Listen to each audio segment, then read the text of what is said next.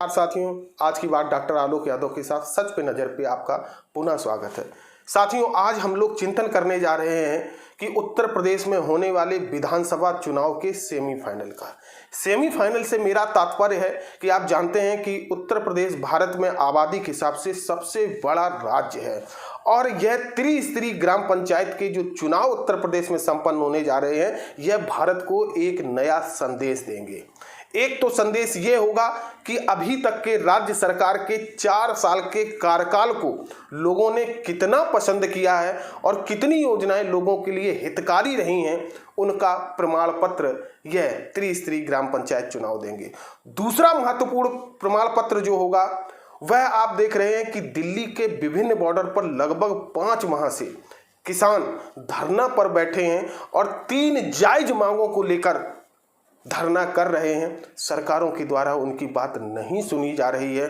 तो यह चुनाव यह भी बताएंगे कि दिल्ली के विभिन्न बॉर्डरों पर बैठे हुए किसानों का मतलब अन्य किसानों के दिलों में कितना मतलब है, यह भी बताएंगे। या तो इस चुनाव में दिल्ली बॉर्डर पर बैठे हुए किसान हारेंगे या सरकार की सोच और उनकी नीयति जीतेगी। यह चुनाव बहुत कुछ इन फैसलों पर होंगे।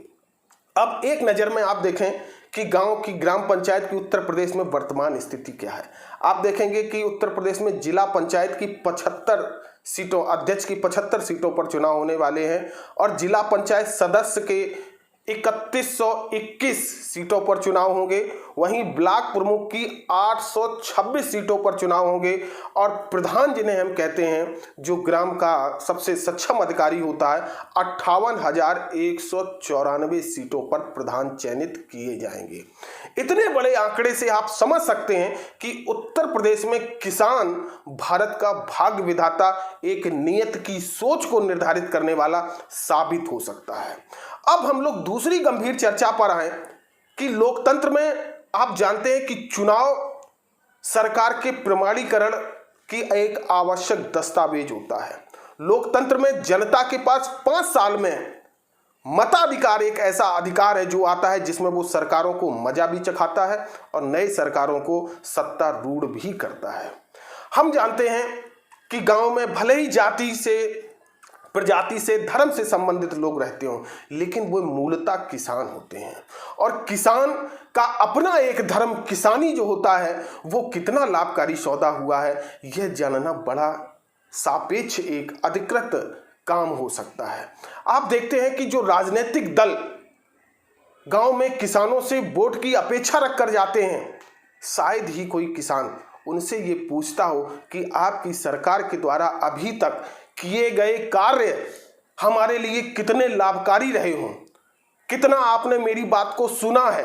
अगर ये सारे वादे इरादे किसान अगर उनसे पूछने लगेगा तो निश्चित इस बार का जो ग्राम पंचायत का जो रिजल्ट आएगा वो अपने आप में एक देखने वाला तथ्य होगा।